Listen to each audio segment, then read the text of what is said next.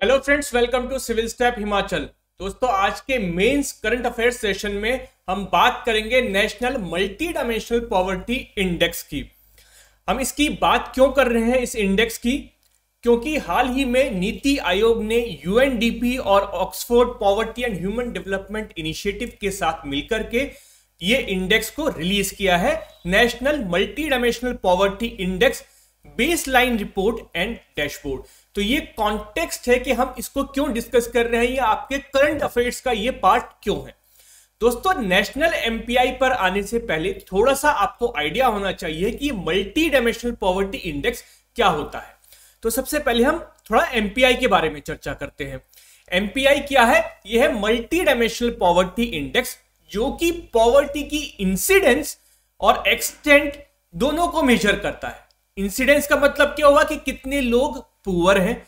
Extent of poverty का क्या मतलब हुआ कि कितनी गरीबी है, कितनी लेवल की गरीबी है, कितने डेप्रिवेशन है। इस इंडेक्स को कौन प्रिपेयर करता है, कौन रिलीज करता है? ये यूएनडीपी की फ्लैगशिप जो ह्यूमन डेवलपमेंट रिपोर्ट आती है उसके साथ पब्लिश होता है, और इसको पब्लिश करते हैं यूएनडीपी और Oxford poverty and human development initiative. इन दोनों ने मिलकर के 2010 में ये इंडेक्स जो है वो डेवलप किया था। उसके बाद से जब भी ह्यूमन डेवलपमेंट रिपोर्ट रिलीज होती है तो उसके साथ साथ मल्टी डायमेंशनल पॉवर्टी इंडेक्स भी रिलीज होता है। तो जैसे मैंने बताया कि इंसिडेंस भी बताता है पॉवर्टी का और एक्सटेंट भी बताता है। मल्टी डायमेंशनल क्यों कहा गया इस इंडेक्स को? क्योंकि पॉवर्टी जो है इससे पहले जनरली किस उसमें देखी गई थी, क्या पैरामीटर होता था कि इनकम के हिसाब से, कि जिसकी इनकम बहुत कम है, एक पर्टिकुलर थ्रेशोल्ड लेवल से कम है, तो उसको हम पुअर कहते थे, है ना। जैसे जिसको हम पॉवर्टी लाइन बोलते हैं कि अगर 1000 रुपए महीना से कम है तो उसको पुअर कह दिया। लेकिन यूएनडीपी और बाद जो भी इकोनॉमिस्ट थे उनका यह कहना था कि poverty is not only about income. सिर्फ इनकम से नहीं होता है पॉवर्टी, बहुत सारे ऐसे फैक्टर्स होते हैं, बहुत सारी डायमेंशंस हैं पॉवर्टी की, जिनको हमें इंक्लूड करना चाहिए जब हम पॉवर्टी का मेजरमेंट कर रहे हो। इसीलिए यूएनडीपी और ओपीएचआई मतलब कि Oxford poverty and human development initiative ने ये एक मल्टी डायमेंशनल पॉवर्टी इंडेक्स तैयार किया 2010 में, और इसके हिसाब से अब मल्टी डायमेंशनल पॉवर्टी को कैलकुलेट किया जाता है। क्या पैरामीटर्स हैं, क्या डायमेंशंस यूज होती है multi dimensional poverty index calculate करते हुए? देखिए, 3 डायमेंशन ली जाती है। पहला है लिविंग स्टैंडर्ड्स, एजुकेशन और हेल्थ। इन 3 डायमेंशंस को कैसे नापा जाता है, कैसे मेजर किया जाता है? तो जो हेल्थ है, हेल्थ में चाइल्ड मॉर्टेलिटी और न्यूट्रिशन को देखा जाता है। एजुकेशन में स्कूल में अटेंडेंस कितनी है बच्चों की और कितने ईयर्स ऑफ स्कूलिंग उन्होंने करी है। लिविंग स्टैंडर्ड्स में आपके पास कितने एसेट्स हैं, आपका घर कैसा है, फ्लोरिंग उसकी अच्छी है नहीं है, पक्का घर है, जो छत है वो सीमेंटेड है कि नहीं है, इलेक्ट्रिसिटी कनेक्शन आपके पास है कि नहीं है, जो वाटर आप पीते हैं क्या वो टैप्ड ड्रिंकिंग वाटर आता है या क्लीन ड्रिंकिंग वाटर है, ये सब। सैनिटेशन, फिर फ्यूल में क्या करते हैं कि जनरली जैसे जो बहुत ज्यादा गरीब लोग होते हैं तो वो या तो जो काऊ डंग से बने केक्स होते हैं उनका इस्तेमाल करते हैं, या फिर लकड़ी का इस्तेमाल करते हैं, वो एलपीजी सिलेंडर्स का इस्तेमाल नहीं करते हैं। तो fuel refers to cooking fuel, कि किस तरह का वो कुकिंग फ्यूल यूज कर रहे हैं। वाटर का मतलब है ड्रिंकिंग वाटर। और इन सब का 1/3 वेटेज है, 1/3 लिविंग स्टैंडर्ड्स, 1/3 एजुकेशन और 1/3 हेल्थ। इसमें किसका कितना हो जाएगा? 1/6 ईच हो जाएगा, तब जाके ये हेल्थ का 1/3 बनेगा। तो इन डायमेंशंस पर और इन पैरामीटर्स को लेकर के एमपीआई कैलकुलेट किया जाता है। एमपीआई हमें क्या जानकारी देता है? अगर इन जो 10 इंडिकेटर्स हमने लिए हैं, है ना, 3 डायमेंशन है और 10 इंडिकेटर्स है, अगर इन 10 इंडिकेटर्स में किसी भी कोई भी व्यक्ति या कोई भी हाउस होल्ड अगर 3 से ज्यादा इंडिकेटर्स से डिप्राइव्ड है, कि मान लीजिए उसकी ईयर्स ऑफ स्कूलिंग उतनी नहीं है जितनी हम चाहते हैं, उसके पास उस इलेक्ट्रिसिटी कनेक्शन नहीं है, या फिर उसको अच्छा न्यूट्रिशन नहीं मिल रहा है, तो अगर डेप्रीवेशन 33% से ज्यादा है, मतलब 1/3 इंडिकेटर्स में वो डिप्राइव्ड है, तो उसको मल्टी डायमेंशनली पुअर कहा जाता है। जो जितनी ज्यादा पैरामीटर्स में डिप्राइव्ड होगा वो उतना ही ज्यादा पुअर कहलाया जाएगा। तो एक्सटेंट ऑफ पॉवर्टी आपने मेजर कर ली। Incidence of multi dimensional poor आपने कैसे मेजर किया? अगर 1/3 पैरामीटर्स पर डिप्राइव्ड है तो वो मल्टी डायमेंशनल पुअर है, और जितने ज्यादा पैरामीटर्स पर डिप्राइव्ड होगा उतना ही वो ज्यादा गरीब कहलाया जाएगा। इंडिया की बात करें तो इंडिया की रैंक थी 62 आउट ऑफ 109 नेशंस, और जो हमारी टोटल पॉपुलेशन में से अराउंड 28%, 27.9% एग्जैक्ट है, आप कह सकते हैं कि अराउंड 28% हमारी पॉपुलेशन जो है वो मल्टी डायमेंशनली पुअर है। मतलब 28% लोग ऐसे हैं जो कोई ना कोई 1/3 इंडिकेटर्स में लैग करते हैं according to multi dimensional poverty index. अब नीति आयोग जो अपना इंडेक्स लेकर के आया है, नीति आयोग ने भी कोलैबोरेशन किया है यूएनडीपी और ओपीएचआई के साथ। It is a part of जो ग्लोबल इंडाइसेस का पार्ट है national multi dimensional poverty index भी। यहां पर नीति आयोग ने अपनी तरफ से जो indicators global multi dimensional poverty index में यूज होते हैं वो तो लिए ही हैं, साथ में 2 एडिशनल इंडिकेटर्स लिए हैं। एक एंटीनेटल केयर जो हेल्थ डायमेंशन में यूज किया है, और बैंक अकाउंट को लिविंग स्टैंडर्ड्स में एडिशनली इन्होंने ऐड किया है। जो डेटा आया है, डेटा कहां से आया है इस सब चीजों का? It is based on the reference period of 2015-16 of national family health survey. वहां से इसका रेफरेंस पीरियड लिया गया है, डेटा को लिया गया है। अब नीति आयोग के एमपीआई क्राइटेरिया को देख लेते हैं एक बार। जैसे मैंने बताया कि हेल्थ में उन्होंने 2 नहीं बल्कि 3 इंडिकेटर्स यूज किए हैं। यहां पर एंटीनेटल केयर को भी उन्होंने ऐड किया है। न्यूट्रिशन और चाइल्ड और एडोलसेंट मोर्टेलिटी ये तो ऑलरेडी था। इसी तरह स्टैंडर्ड ऑफ लिविंग में उन्होंने क्या एडिशन किया है? बैंक अकाउंट को इसमें ऐड कर दिया है। तो 2 एडिशनल इंडिकेटर्स है as compare to global multi dimensional poverty index. Deprivation का क्या क्राइटेरिया यूज किया है? हर एक इंडिकेटर में अलग अलग है।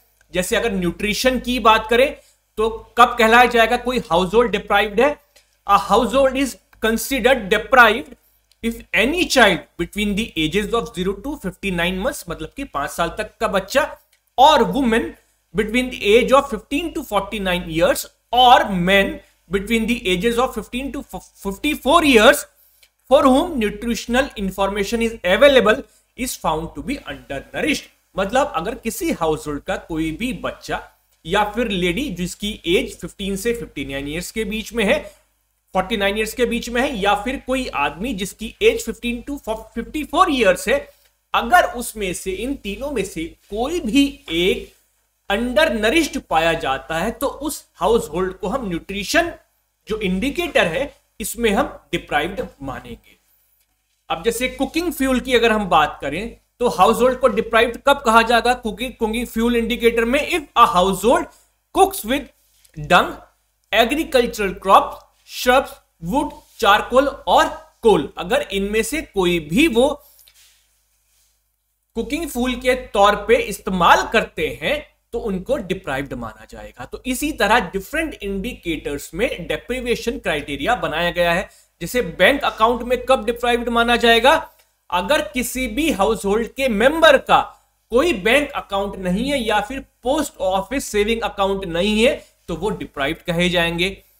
ड्रिंकिंग वाटर में द हाउस होल्ड does not have access to improved drinking water और safe drinking water is at least 30 minutes walk from home as a round trip। अगर मान लीजिए उनके पास एक्सेस नहीं है सेफ ड्रिंकिंग वाटर का, या फिर पानी लेने के लिए उनको आधा घंटे से ज्यादा टाइम गंवाना पड़ता है, तो उनको जो वाटर वाला ड्रिंकिंग वाटर वाला इंडिकेटर है उसमें उसको डिप्राइव्ड माना जाएगा। तो ये नीति आयोग ने अपना एमपीआई क्राइटेरिया डिसाइड किया है। की फाइंडिंग्स की ओर नजर मारते हैं कि क्या फाइंडिंग्स निकल करके आई हैं इस national multi dimensional poverty index से। तो अगर हम बात करें national multi dimensional poverty index की, तो नेशनल लेवल पे जो हमारा एमपीआई स्कोर है वो है 0.118। रूरल एरियाज में ज्यादा मल्टी डायमेंशनली पुअर है,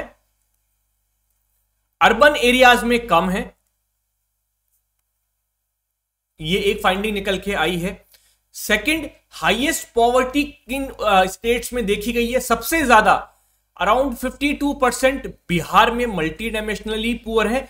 उसके बाद नंबर आता है झारखंड का और उसके बाद आता है उत्तर प्रदेश का। तो ये वो स्टेट्स हैं जहां पर सबसे ज्यादा मल्टी डायमेंशनली पुअर है। सबसे हाईएस्ट है बिहार में, जहां अराउंड 52% लोग मल्टी डायमेंशनली पुअर हैं। लोएस्ट की अगर आप बात करें तो सबसे कम 0.71% ही लोग सिर्फ मल्टी डायमेंशनली पुअर हैं केरला में, उसके बाद पुडुचेरी और लक्षद्वीप। यहां पे सबसे कम मल्टी डायमेंशनली पुअर लोग हैं। हाउस होल्ड लेवल डेप्रीवेशन, अगर आप बात करें कि हाउस होल्ड लेवल पर सबसे ज्यादा डेप्रीवेशन किन इंडिकेटर्स पर देखने को मिलता है, तो वो कौन कौन से इंडिकेटर्स हैं। एक तो न्यूट्रिशनल लेवल, यहां पर आपको काफी डेप्रीवेशन देखने को मिलता है हाउस होल्ड्स में। स्कूलिंग की अगर आप बात करें तो यहां पे भी काफी हमें डेप्रीवेशन देखने को मिलता है कि जो ईयर्स हैं, एक्सपेक्टेड ईयर्स ऑफ स्कूलिंग है या मीन ईयर्स ऑफ स्कूलिंग है, वो बच्चे उतनी कंप्लीट नहीं कर पा रहे हैं। न्यूट्रिशन लेवल भी अंडर नरिशमेंट लेवल काफी हाई है। ये आप लोग जानते हैं कि बच्चों में हमारे यहाँ स्टंटिंग की प्रॉब्लम बहुत ज्यादा है, वेस्टिंग की प्रॉब्लम बहुत ज्यादा है। तो ये हाउस होल्ड लेवल डेप्रीवेशन हमारे यहाँ काफी ज्यादा है। तो ये की फाइंडिंग्स कुछ मिली हैं, जो डिफेक्ट्स हमारे सामने आए हैं जब हमने इस नेशनल एमपीआई को कैलकुलेट किया। अब इससे हमें क्या फायदे हो सकते हैं, हम ये नेशनल एमपीआई कैलकुलेट ही क्यों कर रहे हैं, तो क्या बेनिफिट्स मिलेंगे हमें। सबसे पहला जो बेनिफिट मिलेगा, हमें एनालिसिस करने को मिलेगा। क्या एनालिसिस करने को मिलेगा कि वो कौन से स्टेट्स हैं कि जहां पर पॉवर्टी ज्यादा है। तो जो स्टेट्स हैं उनका आप एक कंपैरेटिव एनालिसिस कर सकते हैं कि क्यों बिहार में गरीबी ज्यादा है, मल्टी डायमेंशनली पुअर लोग ज्यादा है, केरला में क्यों कम है, या फिर उनका अगर आपको रिलेटिव परफॉर्मेंस देखना है। रिलेटिव परफॉर्मेंस का मतलब कि मान लीजिए 2021 में नेशनल एमपीआई कैलकुलेट हुआ है फर्स्ट टाइम, फिर अगर 2022 में नीति आयोग फिर से नेशनल एमपीआई लेकर के आता है, तो तब आप कंपेयर कर सकते हैं कि बिहार में 2021 में 52% लोग मल्टी डायमेंशनली पुअर थे, 2022 में कितने रह गए हैं, तो कितना इंप्रूवमेंट उसने किया है, क्या फैक्टर्स हैं जिसकी वजह से इंप्रूवमेंट हुआ है। तो आप एनालिसिस कर सकते हैं ऐसे। Second is evidence led policy. जब आप पॉलिसी बनाते हैं, जैसे अभी क्या हमने देखा, यहां से क्या फैक्ट्स निकल के आए हैं कि रूरल एरियाज में जो पॉवर्टी है, जो मल्टी डायमेंशनल पॉवर्टी इंडेक्स है, उसकी वैल्यू ज्यादा है। एमपीआई की वैल्यू ज्यादा है, मतलब ज्यादा लोग मल्टी डायमेंशनली पुअर है। तो रूरल एरियाज की तरफ हमें फोकस करना चाहिए। जो हमारी पॉलिसी है उसको ये देखना चाहिए कि हम रूरल एरियाज में पॉवर्टी को कैसे दूर कर सकते हैं, या वो कौन से इंडिकेटर्स हैं जिसकी वजह से मल्टी डायमेंशनली पुअर लोग ज्यादा हैं गांव में। तो हमें ऐसे अपनी पॉलिसी को किस तरह से ट्वीक करना चाहिए, ये हमें नेशनल एमपीआई जो है वो बता सकता है। Third is strengthen federal structure. अब देखिए इसमें जो भी इंडिकेटर्स यूज किए गए हैं, चाहे वो वाटर है, चाहे वो हाउसिंग है, सैनिटेशन है, स्कूलिंग है, हेल्थ केयर के जो भी पैरामीटर्स हैं, न्यूट्रिशन हो, चाहे चाइल्ड मॉर्टेलिटी हो, तो देखिए इस सब में जो है स्टेट्स का एक बहुत बड़ा रोल है। सिर्फ सेंट्रल गवर्नमेंट जो है अपनी तरफ से इन सब चीजों को प्रोवाइड नहीं कर सकती है। बहुत सारे इसमें ऐसे सब्जेक्ट्स हैं जो कि स्टेट के अंदर आते हैं, चाहे वो हेल्थ केयर हो, चाहे वो एजुकेशन हो, चाहे वो ड्रिंकिंग वाटर हो। तो अगर हमें मल्टी डायमेंशनल पॉवर्टी इंडेक्स में इंप्रूवमेंट लाना है नेशनल लेवल पे, तो हमें स्टेट्स को साथ लेकर के चलना पड़ेगा।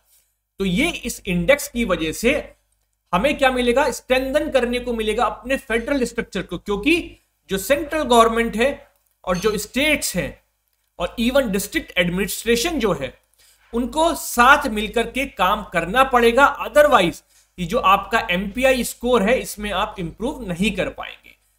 तो अब इस national multi dimensional poverty index की वजह से हमें एक और डायमेंशन मिली है, जहां पर कि जो सेंट्रल गवर्नमेंट है और स्टेट गवर्नमेंट है वो साथ मिलकर के काम कर सकते हैं towards the welfare of people. Empower policy makers, चाहे वो पॉलिसी मेकर्स हो, चाहे वो लोकल लेवल के जो ऑफिसर्स होते हैं डिस्ट्रिक्ट लेवल पर, उनको भी एक आइडिया दिया कि पॉलिसी मेकर्स को बताया कि देखिए ये ऐसे स्टेट्स हैं जो पिछड़ रहे हैं, इन स्टेट्स में इतना डेप्रीवेशन है, यहां कौन से इंडिकेटर्स पे लोग ज्यादा पिछड़ रहे हैं, आपको किन जगहों पर जो है काम करने की जरूरत है। तो पॉलिसी मेकर्स के हाथ में आपने एक यूजफुल इंफॉर्मेशन दी है, और ये जो यूजफुल इंफॉर्मेशन से क्या मिलती है? पावर मिलती है ना। तो इसने किसको एम्पावर किया? जो पॉलिसी मेकर्स, जिनको डिसीजंस लेने हैं कि हमें कहां पर क्या चीज करनी है, हमें किस स्टेट को ज्यादा पैसा देना है, स्टेट को जो भी उनका बजट एलोकेशन है उसमें किस इंडिकेटर पर या किस पैरामीटर पर या फिर किस जगह पर ज्यादा पैसा लगाने की जरूरत है, किस डिस्ट्रिक्ट में पैसा लगाएं, कौन सी ऐसी चीजें जहां पर ज्यादा पैसे की जरूरत है। मान लीजिए कि बिहार में ड्रिंकिंग वाटर की बहुत प्रॉब्लम है, तो बिहार कहेगा कि नहीं, मैं ड्रिंकिंग वाटर में ज्यादा बजट एलोकेट करूंगा। वहीं उत्तर प्रदेश की बात करें तो हो सकता है कि वहां पर न्यूट्रिशन लेवल्स पर कुछ कमी है, तो वो न्यूट्रिशन लेवल पर अपना ज्यादा फोकस कर सकता है। तो पॉलिसी मेकर्स को इस यूटिलिटी जो दी है इंफॉर्मेशन के तौर पर, ये बहुत उनको फायदेमंद रहेगी। Enhance capability. अब कोविड-19 पेंडेमिक के बाद जो पॉवर्टी लेवल्स हैं वो अचानक से बढ़े हैं। क्यों बढ़े हैं? क्योंकि लोगों की जॉब्स चली गई हैं, लॉकडाउन की वजह से इकोनॉमी पूरी जो है डाउनवर्ड ट्रेंड पर गई थी। तो अब जब इकोनॉमी रिकवर कर रही है, जब हम उभरने वाले फेज में है, तो जो हमारी कैपेबिलिटी है उसको एनहेंस किया है। कैसे एनहेंस किया है? By providing the information, by providing the data, कि हम कहां पर गलत जा रहे हैं, कहां पर सही जा रहे हैं। तो जो हमारी कैपेबिलिटी है टू इरेडिकेट पॉवर्टी, उसको कहीं ना कहीं स्ट्रेंथन किया है।